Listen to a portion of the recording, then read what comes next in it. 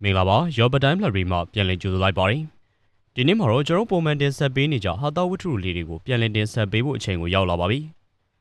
ဒီနေ့မှာတင်ဆက်ပေးမယ့်ဟာတာဝတ္ထုလေးကတော့ဆရာမဟာဆွေရေးသားထားတဲ့ဘုံကြီးကျောင်းသားဆိုတဲ့ဝတ္ထုလေးပဲဖြစ်ပါတယ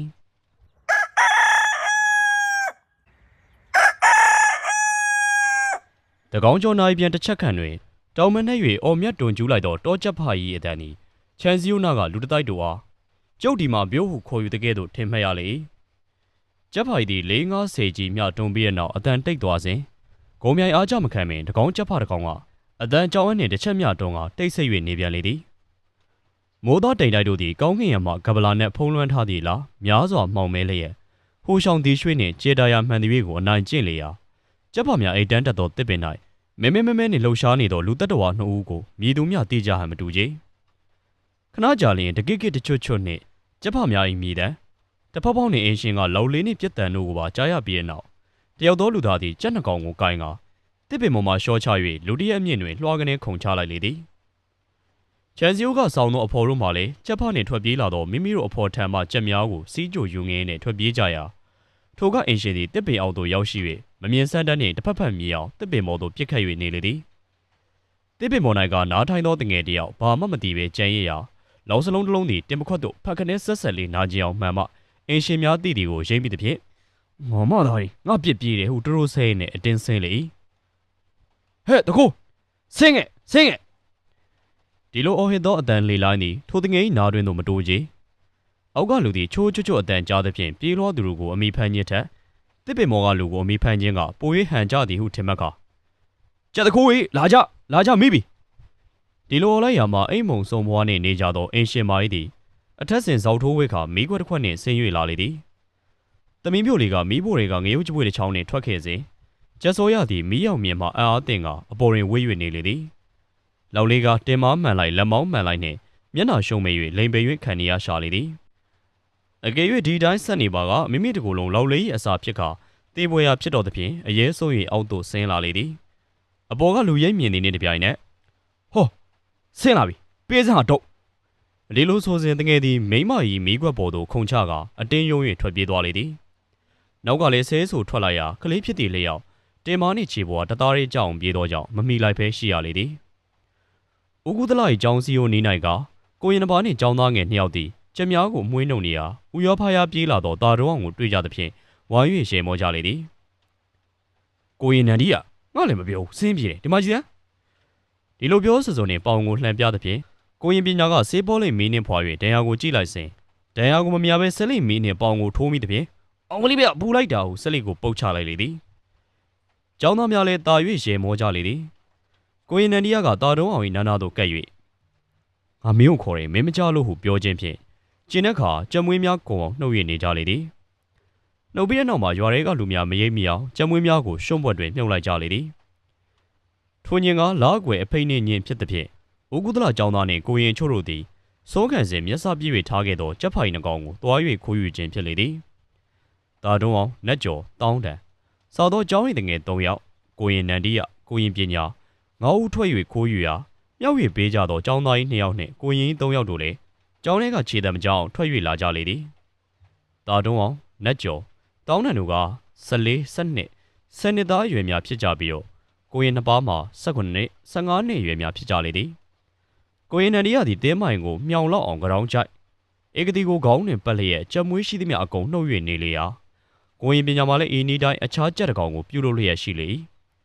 ကျန်လူများမှာကြက်မွေးအစနာတို့ကိုဖျောက်ဖျက်လျက်ရှိကြလေ၏ကြက်မွေးနှုတ်ပြီးတဲ့နောက်မှာချက်စားစရာနေရာရွေးချယ်ကြလေ၏အကြီးဆုံးကြက်တေကန်တော့ကိုင်ကိုရင်စန္နာဘာသာသည်ကြက်တေကန်ထဲမှဆန်နှပြီးစီစာငရုတ်ကြက်သွန်စသည်တို့ကိုညနေခင်းဖုံးရင်ဝတ်တက်စဉ်ခိုးယူထားပြီးဖြစ်လေသည်အကယ်၍ယခုချိန်၌ကြောင်းမီတင်းကုတ်တွင်ချက်ကဖုံးရင်ရိမ့်မိဖြစ်ကာကြောင်းပေးတနေရာတွင်ချက်ကလည်းကျောင်းပေါ်ကရေချိုးသောဖုံးရင်နှင့်ဦးစင်တစ်ပါးပါတွေ့မြင်ကဒုက္ခရောက်ချေရဲဟုအကြံကျဲ၍နေရလေ၏ဟေးဘယ်တော့ချက်ကြမလဲဟုကိုရင်စံတော်ဘာသာကမေးလိုက်ရာအလုံးငေး၍သာနေကြလေသည်အငယ်ဆုံးတောင်းတန်သည်ဘုံမော်သွားချက်ပါလားကိုရင်ဟုပြောရာမင်းမီအကြောင်းမော်သွားချက်ကြောင်းမိတိုက်သလိုဖြစ်နေမှာဘောဟုဆဲကြလေသည်အောင်မအလွယ်လေးပဲအုတ်ကျွတ်ပြားတွေယူမြေကြီးတွေယူထင်းတွေယူပြီးတော့အုတ်ကျွတ်ပြားပေါ်မြေကြီးခင်းပြီးတော့ချက်ဘယ်ကမီးလောင်အောင်ပါလဲအေးဒီငတီလေးကြံကောင်းလေ ဒီလိုများသဘောကျဆုံးဖြတ်ကြလေ15မိနစ်ခန့်ကြာလျင်တောင်းတန်ကိုရင်စံတော်ဘာသာကိုရင်ပန်တိတာတို့သည်ကြောင်းမိုးရှိဘုံပေါ်တွင်ထမင်းနှင့်ကြက်သားဟင်းများကိုချက်၍နေကြလေသည်ကိုရင်ပန်တိတာကရှေးကကြက်ကောင်းစားငါတမင်းဖြစ်တဲ့ငါလည်းကြက်ကောင်းစားရမယ်မောင်တို့အောင်မရှေးကသာဘယင်ဖြစ်တာအခုကြက်ကောင်းစားပြီးတော့ဘယင်ဖြစ်အောင်ကျန်ထောင်ထဲဆန်ရမှာပေါ့လို့အရွယ်နဲ့မလိုက်အောင်တောင်းတန်ကပြောလေကိုရင်စံတော်ဘာသာကဘာအမျှမပြောပဲပုတ်ပွက်ဆူသောကြက်သားဟင်းဝဲကကြက်သားအရင်နှင့်အသားတုံးကိုခတ်ယူကဟင်းမြည်၍နေလေတေကောင်းတေချိုးတာဟုတ်ကွာအကောင်သားကြီးတယ်နူထွားကြီးတယ်ငါရောက်ခမိုင်အိမ်ကကြက်မို့လို့ပြောတာမဟုတ်ဟိဟိတော်ကိုရင်မီးရနဲ့ဟင်းကုန်တော့မယ်ကိုရင်ပန်တိတာသည်ကိုရင်စံတော်ဘာသာလက်ထဲကဇုံးကိုလူ၍ယူလိုက်လေသည်တစ်ဖက်၎င်းကိုယ်တိုင်ကြက်သားဟင်းများကိုခတ်၍မြည်ပြန်လေအောက်ကကိုရင်ចောင်းသားများမှအရန်သင်စားရန်တပိတ်ဖုံးများကိုစူးစောင်းဆေးကြော၍နေကြလေသည်မီးစားတစသည်ကမီးတော့မပါပဲထင်းချောင်းအောက်ဘက်ကနီနီရဲမီးကူးကခင်းထားသောအုပ်ကျွတ်ပြားမှနေကြော်လျက်ရှိသည်ကိုမသိကြပေကျွန်းသားအဖိုးခမရှိတစ်တော်ကရံမခံရပေါ်ကျင်တိုင်းပေါ်၍စောက်ချင်တိုင်းစောက်ထားသောဘုံပြတ်နှင့်ကြောင်း၏သည်ကိုရင်များ၏လက်ချက်ဖြင့်ပြာကြတော့လေမီလားဟုစိုးရင်ပွဲဖြစ်နေလေသည်မီးစားတစသည်လည်းမီးကိုဦးလျက်ဘုံစုံပန်းကတစ်ခါ၏အောက်ခြေကိုဆွဲလျက်ရှိရာကိုရင်များမှဒင်းတို့အရင်ဒိုးကစားနေမှဟုတ်ဟင်းများကိုတလဲစီမီးနေပြန်နောက်ဘက်မှာကြောပူသဖြင့်လှည့်ကြည့်လိုက်ရာမီးမှတရောင်ခက်မြင့်တက်လျက်ရှိသဖြင့်သုံးသားခေါင်းများကြီးမျက်လုံးများပြလျက်ဟိုးမီးတောက်ပြီဘယ်လိုလုပ်မလဲခက်ပြီမီးတောက်ပြီဟုပြောတာကိုရင်စံတော်ဘာသာသည်ဣတိပိတောဘဂဝါအရဟံတမ္မာတမောတော်ဟုဂုံတော်၉ပါးကိုရွတ်ပြန်သဖြင့်ငိုအားထက်ရီအားတန်လျက်ဟေ့ကိုရင်ရေရှိမှဖြစ်တာကွာရေယူမှဆိုတော့လေငုံမင်းပရိတ်ကိုရွတ်ဆိုနေသောကြောင့်ကိုရင်ပန်တိတာသည်ကိုရင်ကြီးခေါင်းကိုပုတ်လျက်အောက်ကကိုရင်ចောင်းသားများကိုခေါ်လိုက်လေသည်အောက်ကចောင်းသားတို့သည်လူတရက်ခတ်မီးတောက်ကြီးကိုမြင်သဖြင့်ဖုန်ကြီးဖျားအကြောင်းမို့လောင်ကုန်ပြီကျောင်းနေရန်ကိုပုတ်သူပုတ်ရေအိုးများဖြင့်ရေတဲသူကတဲကြစူညံ၍နေကြလေသည်ဘုံကြီးဥပစင်းများသည်ကျိုးပန်းနိုင်သမျှကျိုးပန်းငိမ့်သက်ကြတော်လေမနိုင်မဲရှိနေစဉ်ရော်ရဲမထိုင်ကအမြောင်များဝိုင်းဝန်းငိမ့်သက်မှမီးကိုနိုင်နေလေကျောင်းဘုံကြီးကတချမ်းမီးကျွန်းသွားလေပြီကိုရင်တို့လည်းမိမိအပြစ်ကိုမပေါ်စေခြင်းဟာမီးရှို့နှင့်ကြောင်ဝန်ပိုက်တပ်ဖမ်းသူတယောက်မြင်ရကြောင်းထိုလူကြောင့်မီးလောင်ရာသူလည်းဆင်းပြေးသွားကြောင်းနှင့်တယောက်ကပြောစဉ်နောက်ကတညီနေရတဲ့တန်ရောက်လာ၍ပြောသောကြောင့်၎င်းတို့အပြစ်မှာဖုံးရင်မရိမ့်မီပဲပြင်းငိမ့်သွားလေ၏နောက်နေ့၌ကျောင်းသားကိုရင်များသည်ထိုအကြောင်းကိုပြော၍ရေမောနေကြလေဥကုသလ၏ကျောင်းတွင်ကျောင်းသား300ခန့်နှင့်ကိုရင်ပါ90ခန့်ရှိရာချက်ခိုးတတိုက်ကသူများထက်ထူးခြားသူများဖြစ်ကြ၍ကျောင်းတွင်ထင်ရှားသူများဖြစ်ကြ၏နနက်ဆုံးခံရဲ့ကြီးစီတီးလိုက်သည့်နေ့တစ်ပြိုင်နက်စာအိမ်၍နေကြသောကျောင်းသားကိုရင်အစုတို့သည်မိမိတို့၏တစ်သားကြောက်တင်မုံများပရပိုင်များပေစာများကိုအသီးသီးသိမ်းကြလျက်တပိတ်ပြက်ခွက်စသည်တို့ကိုပြင်ဆင်၍နေကြလေ၏ကိုရင်များဥပစင်းများမှလည်းတင်ငန်းယုံ၍နေကြလေ၏ခဏကြာလျင်ကိုရင်ကျောင်းသားဥပစင်းတစ်တိုက်တန်းစီလျက်ဆုံးကန်ထွက်ကြလေ၏အချို့မှာတစ်စီးတစ်လုံးလဲဖြစ်ရာတချို့မှာမိမိပြက်ခွက်နှင့်မိမိ2ယောက်တည်း3ယောက်တည်းဆုံးဟင်းများကိုလိုက်၍သိမ်းယူကြလေ၏အခြားကျောင်းကကျောင်းသားကိုရင်များနှင့်တွေ့လျင်ကြောက်တင်မုံလှေလော်ပြေကျော်တဲ့ဒိုကျောင်းသားပဲစသဖြင့်တန်ကြထိုးကတဦးနှင့်တဦးစောင်းမြောင်းဆဲဆိုကတပိတ်ဖုံးနှင့်ခုတ်ပြက်ခွက်ထန်းတဘိုးနှင့်ရိုက်သောမှုများသည်မကြာခဏဖြစ်တတ်ကြလေနေထက်တပြားတသား၌ကအားလုံးပင်ဆုံးခံပြန်ကြပြီဖြစ်၍ရိုးသုံးချောင်းတောက်ကြီးပေါ်တွင်ရသမျှစုံရင်းအခွက်60 80ကိုတင်ကားကျောင်းနိုင်ဖုံးကြီးနှင့်ဥပစင်းများ4-5ပိုင်းပိုင်း၍တပိတ်ကိုစီနှင့်ဆုံးဖုံးပေးကြလေရဟန်းတော်များပြီးလျင်ကိုရင်များစားကြလေကိုရင်များပြီးသောအခါကျောင်းသားများစားလျက်ရှိကြရာလက်နေသောကျောင်းသားများမှာဟင်းကောင်းကောင်းမစားရထိုတွင်တယောက်ဟင်းတယောက်လူရည်စားသောကြောင့်ထမင်းပွဲကထ၍ထိုးကြသဖြင့်ဘုန်းကြီးအရိုက်နှက်ကိုလည်းခဏခဏခံကြရလေနနက်စာစွန်စားခြင်းကိစ္စပြီးသောအခါတပိတ်မြေကွက်စသည်ကိုစေကြောခြင်းတပြက်လှဲခြင်းအလုံးများကိုကွန်းတရာညက်တတာလောက်ကန်ကြပြီးတဲ့နောက်စာတင်ချိန်တို့တိုင်ရောက်လာလေဥပစင်းများမှာမိမိတို့သက်ဆိုင်ရာကင်ခါပါတိမောက်ထီကာကျော်စသည်တို့တက်လျက်ကိုရင်များမှာသဒ္ဓါကြီး8ဆောင်တင်းကြုံများကျောင်းသားတို့ကတင်မုံကြီးအချို့နမကာယရတနာရွှေကြိုင်လောကနီတိပရိတ်ကြီးစသည်တို့ကိုလက်ထက်ဦးစင်းများနှင့်တက်ရောက်ပြီးလျင်ကျောင်းခန်းမှာကြီးရှိမိမိတို့နေရာတွင်တင်ထားသောစာများကိုကုန်းအော်ဟစ်ဖက်လျက်စူညံလျက်ရှိကြလေသည်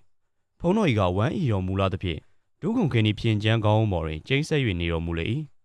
ကျဲလောင်သောတန်တို့သည်တစားတစားတည်ငြိမ်လျက်တဦးနှင့်တဦးလက်ထွက်တန်ကစားသူကကစားအယုတ်ရေးသူကရေငေးနေသူကငေးဖြစ်နေရာဗျမ်းဟူသောကျိန်လုံးနှင့်ကြမ်းမြင်ကိုချိုင်းနေဟဲ့စာအန်ကြပါတော့လားဘာတွေလုပ်နေတယ်လဲဆိုကမှမိမိတို့ဆိုင်ရာစာများကိုစူညံစွာအန်ကြပြန်လေ၏ခဏကြာသောဖုန်းကြီးသည်တင်ငန်းကိုကောင်းပြီးခြုံလျက်ကျိန်းဆက်၍နေတော်မူပြန်ရာကျောင်းသားများကအတန်တိတ်၍သွားလေ၏ ကိုရင်တစ်ပါးကတာတုံးအောင်နားလေးတီကိုအကြောင်းပြု၍ပုံတစ်ခုပြောလျက်ရှိသည်ကိုဝိုင်း၍နားထောင်နေကြလေရှေးတုန်းကလည်းကွထန်းသမားကြီးတယောက်ထန်းတက်နေရောတဲ့လူကြီးတယောက်ကလည်းသူ့ရဲ့ဝက်တကောင်ပြောက်လို့လိုက်ရှာနေတာထန်းတက်တဲ့လူကိုတွေ့ရင်ပြိုးဆရာကြီးကျုပ်ဝက်တကောင်မမြင်မိဘူးလားလို့မေးတာ哦ထန်းသမားနားလေးလေးဆိုတော့ပြိုးကျုံထန်းတက်တာလားဟုတ်ကဲ့ဒီဘေးကတစ်နေ့2မြူလောက်တော့မှန်မှန်ရပါရဲ့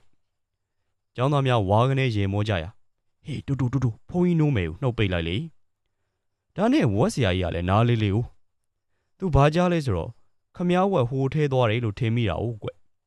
ဒါနဲ့ဝက်ဆရာကြီးကလည်းသူထင်ရသူသွားပြီးရှာတော့ကံအားလျော်စွာခွေးကြိုက်ထားတဲ့သူ့ရဲ့ဝက်သေးကိုတွေ့တာ哦ဝက်သေးကိုထမ်းပြီးတော့ပြန်လာတဲ့ထမ်းသမားကလည်းအပင်ပေါ်ကဆင်းကကျေးဇူးတင်သမျှခမားသာမပြောရင်ကျုပ်ဝက်ဟာအသေးအောင်ရမှာမဟုတ်ခမားကျေးဇူးပါပဲအလိုဖះကြီးကျုပ်ခမားဝက်ကိုတတ်မယ်ထားလို့ထမ်းတက်လို့မှမအားနိုင်ဘူးမဟုတ်ပါဘူးခမားကျေးဇူးကြောင့်ဒီဝက်ကိုရတာပါတဝက်ခမားယူပါတေလဲခတ်တယ်လူကိုကျုံမတတ်အမှန်ပဲဘယ်နဲ့ခမားဘာကြောင့်အရန်ဆိုရတာလဲကိုင်ကျုပ်ထမ်းတက်စားပေမဲ့သူများဟာမတရားမလုပ်ကြောင်းသိရအောင်ဖုံးကြောင်သွားလျှောက်ကြစို့ဒီလိုရက်ရှက်ရှိခိုးပြရဝက်သမားကလည်းဖုံးကြောင်လူကြစို့ဟုပြောသည်ထင်ဖြင့်ဝက်တကောင်နဲ့လိုက်ပါသွားတဲ့ဖုံးကြောင်ရောက်တဲ့အခါမှာတော့ဖုံးကြီးဝစ်ချပြီးတော့ထမ်းသမားကကြည့်ပါဖေဟာတပည့်တော်မတတ်ဖဲနဲ့ဒီလူကတတ်တယ်လို့ဆွဆွဲနေတယ်တပည့်တော်ကြောင့်အရှင်ဖျားသိပါဒီလိုလျှောက်စဉ်ဝက်သမားသည်ထမ်းသမားရဲ့မျက်နှာကိုကြည့်ပြီးတော့တပည့်တော်ကသူပြလို့ရတဲ့ဝက်မို့လို့ပေးတာသူမလိုချင်ဘူးဆိုလို့လာလူတာဖေဟာဒီလိုလျှောက်ကြတာဟုတ်ကွဖုံးကြီးကလည်းနားလေးလေးဒါနဲ့ဖုံးကြီးကကြမ်းမြင့်ကိုလက်ဝါးနဲ့ပြင်းပြင်း3-4ချက်ပုတ်ပြီးတော့ဟဲ့ကိုရင်အက်ကကိုရင်တို့ကိုရင်တို့ဟူပြီးတော့ကြဲကြဲခေါ်လိုက်တဲ့ကိုရင်လည်းဖုံးကြီးရှေ့ဝစ်ချအမိတ်နာခံနေစဉ်ဖုံးကြီးကဟဲ့ဒီတကားကြီးများကငပြောသီးနဲ့အုံသီးများရှိရင်စုံကျဲပါလို့တောင်းနေတယ်ကြက်တွေကန်းတွေကယူပြီးတော့ကျွေးလိုက်ပါပြီဟုမိန်တော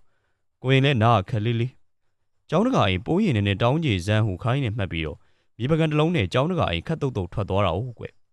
ွကျောင်းတကာအိမ်ရောက်တော့ကျောင်းတကာသမီးနဲ့တွေ့ကြရောကိုရင်ကပြောတဲ့ဒကမာလေးကိုဖုံးကြီးကပိုးရင်နဲ့လှူလိုက်ဆမ်းပါတယ်လို့ပြောတာဟုတ်ကျောင်းတကာသမီးကလည်းနားခက်လေးလေးသူရက်ကန်းရက်နေစဉ်ပြောလို့နားကြလွှဲပြီးတော့ဒီကနေ့ကတော့တိတ်မပြီးသေးပါဘူးကိုရင်တထွားတမိုင်းလောက်ပဲရပါသေးတယ်လို့ပြောနေတော့ကျောင်းတကာရောက်လာတော့ကိုရင်ကပုံရင်တောင်းလာကြောင်းသမီးကသူရက်ကန်းရက်လို့ဘလောက်ပြီးကြောင်းပြောနေတာဟုတ်ကျောင်းတကာလည်းနားလေးလေးဆိုတော့ကျောင်းကကိုရင်ဟာလူကြီးမရှိတော့ကျမကိုလူပြိုစကားပြောတယ်လို့ကြားမိတာဟုတ်အဖိုးကြီးဟာဒေါင်းနဲ့မောင်းတယ်နဲ့ကိုရင်ကိုရန်တွေ့တော့ထိုးခိုက်ဖုံးကြီးစီကကြိမ်လုံးတန်ကြားသဖြင့်နီးရကြောက်တင်မုံပရပိုက်စသည်တို့ကိုအမှားမှားယွင်ကောက်ယူကစူညံစွာစာအံကြလေတို့ရတွင်ကြိမ်လုံးနှင့်ကြမ်းမြင့်ကိုရိုက်သူမှဖုံးကြီးမဟုတ်ကျောင်းသားတယောက်ကနောက်လိုက်သည်ကိုတွေ့ရသောအခါအဆိုပါကျောင်းသားဝိုင်း၍ထိုးကြအကန်ကြရေမောကြနှင့်ပြစ်ချင်တိုင်းကိုဖြစ်ကြလေဖုံးကြီးကကြိမ်လုံးပင်ရှိသည်တနေရာ၌ကကျောင်းသားတယောက်သည်ဖုံးကြီးနှင့်ဂုံပြိုင်နေလားအိပ်ပျော်၍နေလေရာပဇောင်မတီးများစီးကြလျက်ရှိနေလေကျောင်းသားတယောက်သည်ပါဇက်မှစားပုံလျက်တံမြာသည်အနေငယ်ညှစ်ချရာအိပ်ပျော်သူသည်ပါဇက်လှုပ်လျက်တံမြာရီကိုစုပ်ယူလေနိုးလဲမနိုးသဖြင့်ဝိုင်း၍ရေကြလေသည်အခြားတစ်နေရာ၌အိပ်ပျော်နေသောကျောင်းသားတယောက်ကခြေညိုးနှင့်ခြေမာကြားတွင်လက်တလုံးခန့်နှစ်ဖက်ချုံဝါကလေးနှင့်ထောက်ညှက်ထားရာ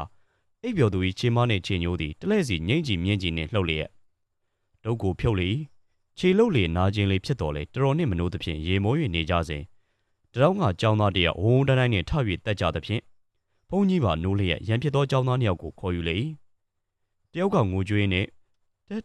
တပည့်တော်အိပ်ပျော်သွားတော့မှခြေမနှင့်ခြေညွှန်းကြားမှာမှုညက်ပြီးတော့သူမီးနဲ့ရွတ်တယ်ဖေဟာမီးရွတာတပည့်တော်မဟုတ်ပါဘူးဖေဟာနတ်ကျော်ရဲ့ဟုဆိုသဖြင့်နတ်ကျော်လာခဲ့ဟုခေါ်လိုက်လေနတ်ကျော်မှာဘေးတက်တည်တက်ကာရနှင့်မငင်းနိုင်သဖြင့်နောက်ဆုံးတွင်3ယောက်စလုံးဖုံးကြီးကျိန်စာထိကြလေအခြားကျောင်းသားကိုရင်များသည်ပြပြဝက်လျက်အစာကိုကျဲလောင်စွာအန်ဆိုကြစဉ်တုံဟုရှည်လျားသောတုံးခောက်တန်ကိုကြားကြသဖြင့်အသီးသီးနေရာမှာထကြကနေစိုးနေလက်ဖက်ရည်အတွက်ပြင်ဆင်ကြပြန်လေဘုန်းကြီးဥပဇင်းကိုရင်တီတီဖုံးပေးစားတော့ပေးကြသည့်နောက်ကျောင်းမြေပြင်မြေလွတ်တွင်ကန်ချောကိုပေသည်ကိုတွင်းသုံးတွင်းနှင့်လက်ခောက်ပစ်တံကစားသူကစားကျေးသားရိုက်သူကရိုက်ကျောင်းတိုင်တိုင်းနှင့်တိုင်းကူးကခွေးယူလိုက်တံပြေးသူကပြေးနှင့်ရှုပ်ထွေးဆူညံ၍နေလေဘုန်းကြီးမိကြသောကိုရင်ချို့ကကုရီအိမ်ကကနိုအဟောင်းများကိုရေစိမ်ကခြေနှင့်ပုတ်တိုက်ဆေးကြောနေကြရာအချို့မှာသင်္ကန်းများလျှော်လျက်အင်ပြင်းနှင့်လက်၍နေကြလေအချို့ဥပဇင်းများကမိုက်ကန်းကန်းကျောင်းသားကလေးများကိုသူ့တွဲနှင့်သူ့တွဲကနဘန်းလုံးဝဲစီစဉ်ခိုင်းစီကရေမောကြည့်ရှုနေကြလေဦးကူးတလိုက်ကျောင်းကပညာအုပ်ကိုငပြောသည်အုံသည်မပေးရပညာအုံကိုမခရကိုပိုင်စိုးပိုင်လွတ်လပ်တကိုးကြီးဖြစ်ခဲ့၍ ရဲရွာနှင့်မင်းဆိုးရာဇာများပေါ်တွင်မျက်နှာကြီးဖြစ်ခဲ့၏မွန်တိန်တသားတွင်တုံးကလေးခောက်ရာကျောင်းသားကိုရင်တီတီမိမိတို့စာသင်ခန်းမ၏သို့ရောက်ရှိလာကြလေ၏ထိုချိန်၌ကနှစ်ပိုင်းကဲ့သို့ကြက်စာမဟုတ်တော့ပေအချို့ကိုကိုချောင်းကနန်းတွင်နီအချို့ကိုဘေရင်ပညာအချို့ဟာစေးချမ်းတက်ကြံအချို့မှာပြုတ်ကပြလင်္ကာရတုစီကုံးမှုတို့ကိုဆရာလက်ထက်တီးတီးပြသလျက်ရှိကြလေ၏ဤသို့ပြသပြီးနောက်မူကားကနန်းတွက်ချက်နေသူများမှအပတနင်္ဂနွေကလုံးရှေ့နောက်ကျုံနေတုံ6နှစ်မြတနင်္လာကြာ15နေညာ8ရက်ကစာသောအတန်များနေကနောစာသောအတန်များကိုကျေလောင်စွာကြက်မှတ်ကြသည်ကိုကြားလေထိုကဲ့သို့စူညံစွာအော်ဟစ်ကြရမှမီးကိုရေနှင့်ဖြန်းနေလာအားလုံးတိတ်ဆိတ်၍သွားလေကျောင်းသားနှစ်ယောက်သည်လည်းဖုန်းကြီးရှေ့တွင်ရောက်ရှိနေသဖြင့်ဝိုင်းဝန်းကြည့်ရှုနေကြလေဟဲ့ကောင်နင်းတို့ငါဘာပြောထားသလဲဒီဆောင်ကားသည်ကောင်းကောင်းမမဲ့သေးလို့ဘသူမှမခူးနဲ့လို့ပြောထားတာ။ဘာလို့ငါမသိအောင်ခူးကြသလဲ။တပည့်တော်တို့မခူးဘူးဖေ။အပင်အောင်ကြွေကြလို့ကောက်ပြီးပဲစားကြတာဖေ။ငါရှိပြောင်းလေးမြန်ပြီလား။တောင်းတန်ကအပင်မော်တက်တယ်။နက်ကြော်အောက်ကဖမ်းယူတယ်။ငါကိုယ်တိုင်မြင်လင်းနဲ့နင်တို့လိန်ရသလား။ပြင်းဟိုနှစ်ချက်စီခံချိန်လုံးနဲ့နှံလိုက်ရ။အောင်မလေးဖေ။နားလာပါပြီဖေ။နောက်ကိုမခူးတော့ပါဘူးဖေ။နင်တို့ဒါနဲ့ဖယ်ရမလဲ။နောက်မလုံးကုန်တန်ပေးရမယ်။လာခဲ့ခွေးမာသားနှစ်ယောက်ဤသို့ဆိုကတောင်းနံနှင့်နတ်ကျော်တို့ဟာကြမ်းမြင့်တနေရာသို့ခေါ်သွားကဂိုင်းမောက်အိတ်ကြကျောင်းသားနှစ်ယောက်မှာဖုန်းကြီးအာနာကိုမဖီဆန်ဝန်းသည့်အတိုင်းဖုန်းကြီးနေစေလိုသည့်ပုံစံဖြင့်ဝဲရမောက်ကမျက်နှာချင်းဆိုင်တစ်ခုမှာတဲ့တဲ့ဆိုင်လျက်ရှိကြလေ၏မျက်နှာမော့ရှေ့တိုးမျက်နှာချင်းနီးပါစေဟုထပ်မံမိန်ပေးပြီးတဲ့နောက်မှာ၎င်းတို့ခုခဲ့သောဇောင်းရသည်ကိုတယောက်တစ်ဖက်စီက၍ထားကြရလေသည်ဟုတ်ပြီနင်တို့ပြင်းတဲ့နင်တို့တချမ်းစီကိုက်ထားကြဇောင်းကားသည်လွတ်ကြရင်အရိုက်တဝက်စီပြတ်သွားရင်လည်းအရိုက်ဟုချိန်မောင်းပြီးတဲ့နောက်ကြွသွားရင်နေတော်မူလေသည်စာရင်သောကျောင်းသားများကစာမအန်နိုင်ကြတောင်းတန်နှင့်နက်ကြော်ကိုသာကြီးရှု၍နေကြရာဇောင်းကားသည်မှသွားနှင့်ကိုက်၍ထားရသဖြင့်တချို့တဝက်ပင်ချ၍ဝင်လျက်အရေများထွက်လာကဘေးသို့အချို့ပါဇက်သေးသို့အချို့စီးကြသဖြင့်အလွန်ချင်းလျက်မျက်နှာရှုံမိ၍နေကြရှာလေသည်တစ်ဖက်မိမိဘက်ကထွက်သွားလျင်ရိုက်ခံရမည်ဆို၍သွားနှင့်နနာလေးကိုက်ညှက်ထားရာတယောက်ကလည်းကြံတဝက်ကိုဤတိုင်းကိုက်ညှက်ပြန်သဖြင့်ဇောင်းကားရည်သည်ရှေးကထပ်ပို၍ထွက်လာသောကြောင့်ကျိတ်၍ပြုံးရည်ကြီးရှုနေကြလေသည်ဇောင်းကားသည်ကကျောင်းသားနှစ်ဦး၏သွားတန်ရာကြောင့်ခါချိနေလျက်နောက်ဆုံးချိန်တွင်နှစ်ပိုင်းပြတ်သွားရာဘုန်းကြီးထံမျက်နှာလိုချင်သောကျောင်းသားတို့သည်ပြတ်သွားပြီဖျားဟုသွား၍ရှောက်ထားလေသည်ဘုန်းကြီးသည်ဧကတိကိုပြေး၍ရမ်းလျက်ဟိုးနှကောင်လာခဲ့နင်တို့မပြတ်စေနဲ့ဆိုဘာလို့ပြတ်သွားတာလဲဒီလိုဆိုကနှစ်ယောက်စလုံးဟာနရွက်ကိုဆွဲလိန်ခေါ်ပြီးတော့ကျောင်းတက္ကမကျမ်းမြင်တထွာခန့်မြင်သောကပန်း၌မတ်တက်ရက်နေလေစေသည်ကပန်းရနံကလက်သုံးလုံးခန့်ရှိရာကျောင်းသားလေးနှစ်ယောက်မှညာချေဒူးစစ်တွင်ထောက်၍ထားလေသည်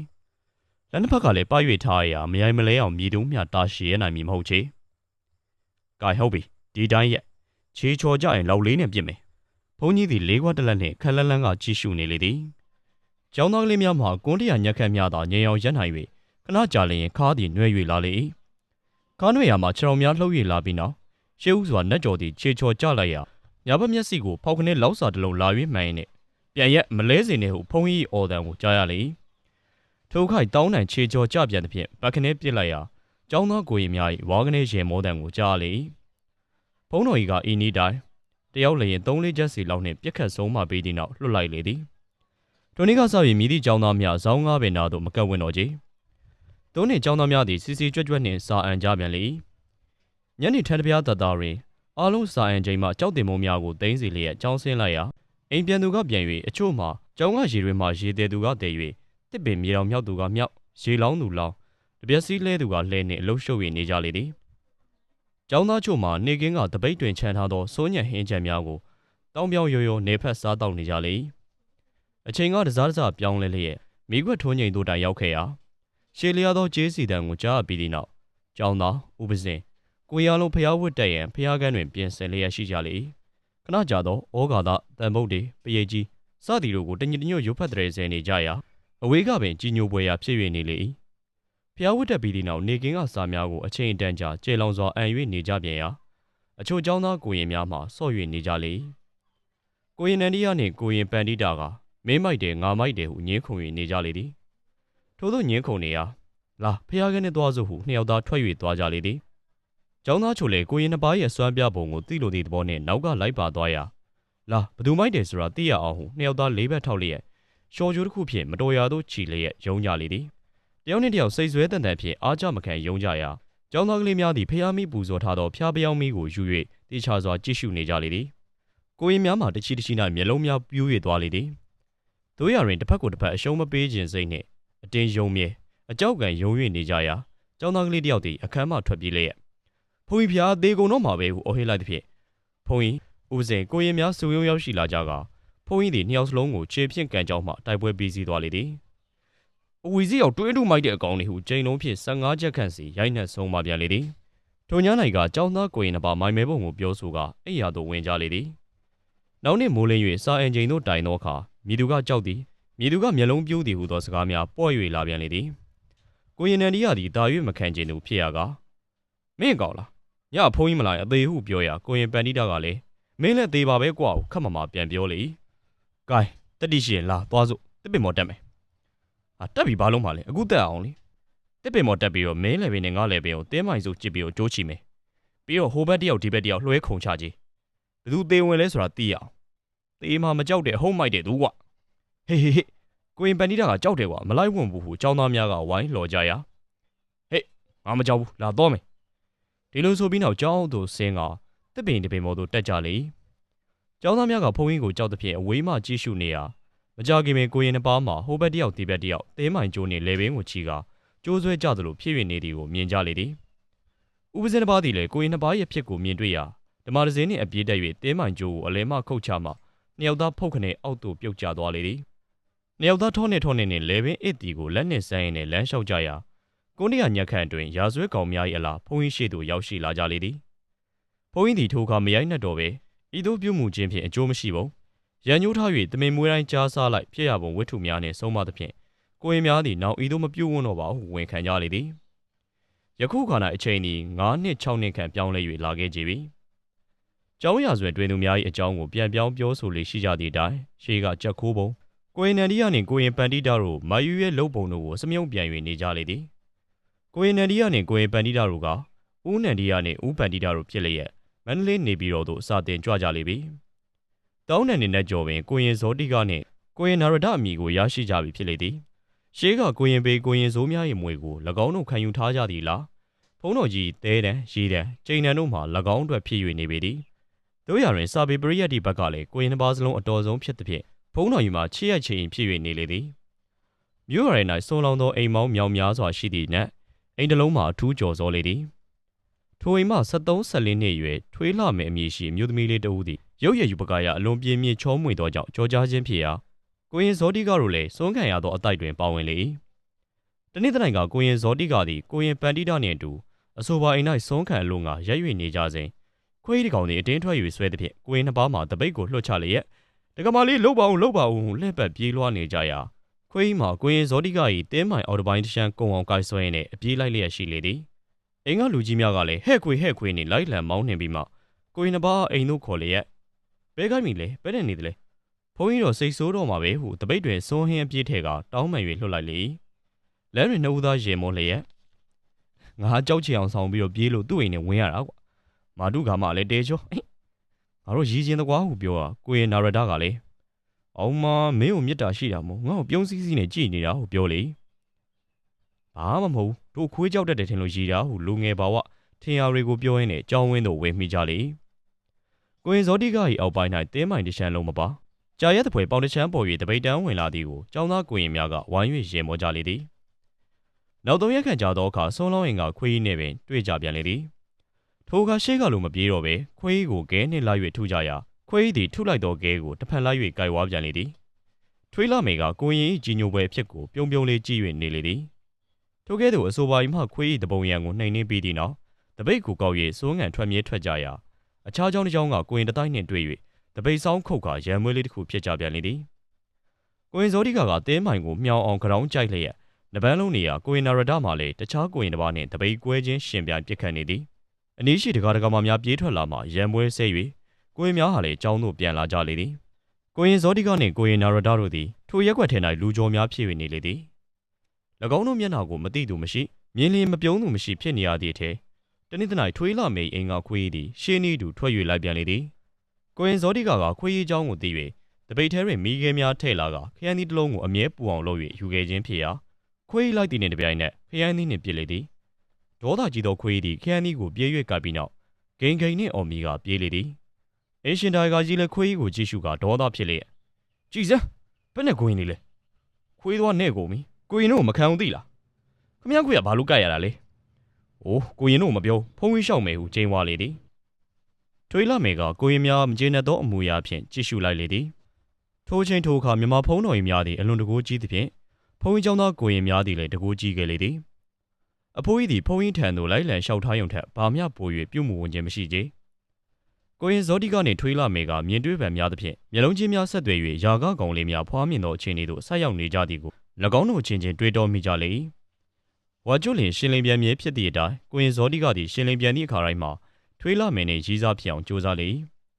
ထွေးလာမယ်၏မိဘများသည်ကိုရင်ဇောတိကခေါ်တောင်းလန်နှင့်သဘောမတူသဖြင့်ကြည်ပြူစွာဝင်ထွက်ခွင့်မပြုဘဲနေခဲ့ရာအချစ်ကိုအောင်၍ပုံရှိုးကွယ်ရှိုးကြံစီရခြင်းသည်ပုံမဆွဲလန်းစေသည့်အတိုင်းနောက်ဆုံးတွင်ခိုင်မြဲသောအကွက်ကိုနင်းမိကြလေသည်တ냐နိုင်ကထွေးလာမယ်သည်ရှင်လင်းပြန်နှင့်တွေးဆုံရန်ချင်းဆိုထားပြီးဖြစ်သဖြင့်ကိုရင်တောင်းလန်သည့်တက်ကြီးကောင်းချချိန်၌ထွေးလာမယ်၏အိမ်စီယိုသို့ကြော်တက်လေ၏စီယိုမှခါကျင်ကောင်တို့သည်ပဲ့နှင့်ကိုရင်လမ်းမဟုတ်တဲ့စီကလာသလားဟုနှုတ်ဆက်သည်လားလက်မောင်းခဲသူကခဲလဲပင်ကြိုက်သူကကြိုက်ဖြစ်၍နေရာခန္ဒီဝါရရသေးထုံးနှလုံးပြူကခါကျင်ကောင်များကိုပုတ်ချင်နှင့်အိမ်ချမ်းဝင်းတွင်သို့ရောက်ရှိသွားလေသည်ထွေးလာမယ်အိမ်ပရိဝိုင်းမှာအိမ်ကျမ်းမြင်မှပင်လူရင်ကောင်းခံမြင့်လေရာမြေပြောင်းကဆိုလေဝါတရိုက်နီးပါမြင့်၍နေလေသည်မမလေးချစ်သည့်အာယုန်နှင့်ဝလုံးတစ်လုံးကိုထောက်လျက်ဖျားပွဲချိုးတိုင်းတက်တဲ့ကဲ့သို့တက်လေရာပရိမောင်နာမှာဝလုံးသည်ဘေးသို့ရိုင်းကကဲမင်းတို့တေပေတော့ဟုဆိုသည်လားတအားလဲကျသွားရမှာဝုန်းကနေမြည်လျက်ခွေခွေလေးဖြစ်နေလေသည်ထွေးလာမယ်ကစိုးရိမ်နေမူရာဖြင့်ခက်မမိန်လာရောင်တွင်ကြည့်ရှုနေရာချစ်သူကြည်မန်းသည့်တပြင်းခါကိုလက်နှင့်နှဲ့၍ဒုံးမှန်ခံရသည်လားလိန်ပိန်၍နေလေသည်အဘောကလူမှာထိုသို့မြင်ရလေတနာလေဖြစ်လျက်စကားလေးမပြောဝန်းသဖြင့်လက်လေးနှစ်ဖက်နှင့်အသာရက်၍ခေါ်ရှာလေသည်လူချွဲသည်ကဘေးထဲကအနှဲငယ်အောင့်ယုံမှတပါဘာမှမဖြစ်တော့လေဝလုံးကိုလူပမာကောက်ကောက်ယူလျက်မနိုင်တနိုင်နှင့်ပြန်၍ထောင်လေသည်ဒီတစ်ခါ၌ကထွေးလာမယ်သည်ဝလုံးစုံကဂိုင်ထိန်ထားသဖြင့်ကောင်းမွန်စွာတတ်နိုင်လေ၏ထိုအခါခြားတစ်ဖက်လေကားစီမှဖနှက်တန်ကြားသဖြင့်မြောက်စလုံးခေါင်းများကြီးကတောင်းနံသည်ကပန်းစုံသို့ကူလျက်ပူပူလေးထိုင်၍နေလေသည်ထွေးလာမယ်မိခင်သည်တောင်းနံ၏အောက်သို့တဲတဲရောက်၍ထိုင်ပြီးသည့်နောက်တကူလုံးချက်သိမ်းထားကအပေါ်သို့မကြည့်ပဲပြန်တက်သွားမှစိတ်အေးကြလေသည်ထိုကတောင်းနံသည်လှင်မြန်စွာအခန်းတွင်သို့ဝင်မိလျက်အချစ်အရသာကိုခံစားကိုင်အဖိုးရဲ့မေးသည်သမီးရခန်းသို့ဝင်ရောက်လာကြလေသည်တောင်းနံသည်ကြပြကြရတကယ်ရွယ်ကြားတွင်ဝင်၍ပုံလိုက်ရာအဖိုးကြီးကတကားအတွန်းလက်ညှိုးကိုတကားညှက်မိသဖြင့်တကားကိုပြန်တွန်းရသောကြောင့်မိ၍သွားလေသည်မင်းဘာလဲမင်းမခံအခုသိစေမယ်ဟေးရှင်မသွားစိန်ကောင်းခေါ်ခဲ့ကြဒီလိုဆိုပြီးသည့်နောက်ထမင်းတစ်လုံးချက်အတွင်းမှာအရာရှိအကြီးဆုံးထံသို့စိန်ကောင်းမှတစ်ဆင့်ရောက်ရှိသွားလေသည်အရာရှိကြီးသည်ဆရာတော်ဦးကိုသလ၏ကျောင်းမှဖြစ်သဖြင့်မိမိသဘောလျောက်မစီရင်ဝင်ပဲကောင်းကောင်းတတိထားဟုအမိန့်ပေးလေ၏နောက်နေ့၌ဖုန်းကြီးထံသွား၍လျှောက်သောအခါတောင်းတန်သည်မိုက်ကက်ကန်းလှုပ်တက်သည်မှအပဘေဒင်ကျန်စေကျန်ဓမ္မတက်ရာဇသက်ရတုကဗျာလင်္ကာတီကုံမှုထူးခြားကြောင်းကြီးပွားနိုင်သောအခြေခံရှိသဖြင့်လူငယ်ချစ်ချင်းကိုမခွဲသိမ်းဟုဆုံးမတော်မူသည့်အတိုင်းလက်ထပ်ပေးစားကြရလေသည်မန်လစ်နေပြီးတော့၌တီရီဇေယကျော်ထင်ပွဲခံငယ်မီဦးတောင်းတန်လှယုံဝင်တော့သည်စောတီရီမဟေပွဲခံထွေးလာမယ်နှင့်ပေးသနာတော်မူသောနေအိမ်တွင်နှစ်ဦးကြည်နူးနေကြကဇေယသူပွဲခံငယ်မီဦးနှက်ကျော်စစ်ကေးရောက်ရှိလာသဖြင့်မိမိတို့ကျောင်းနေစဉ်ကရှေးဟောင်းနောင်ပြစ်များကိုဧဝတ္ထုပါအတိုင်းပြောဆို၍နေကြခြင်းဖြစ်ပါသည်ဟုတ်ကဲ့ပါအခုဆိုရင်တော့ဆရာမဟာဆွေရေးသားထားတဲ့ဘုန်းကြီးကျောင်းသားဆိုတဲ့ဟာတာဝတ္ထုလေးကိုတင်ဆက်လုပ်ပြီးပါပြီဇာတ်လေးကိုသဘောကျနှစ်သက်တယ်ဆိုရင်တော့ channel လေးကို like and subscribe လေးလုပ်ထားပေးကြဖို့တောင်းဆိုလိုက်ပါစေနောက်များမှလည်းအခုလိုဝတ္ထုလေးတွေကိုဇက်တိုက်တင်ဆက်ပေးနေမှာဖြစ်လို့ကျွန်တော်ရဲ့ channel လေးကို like and subscribe လုပ်ထားပေးကြပါဦးအားပေးကြတဲ့ပရိသတ်များလည်းစိတ်ချမ်းသာခြင်းကိုယ်ကြီးကျန်းမာခြင်းနဲ့ပြည့်စုံကြပါစေ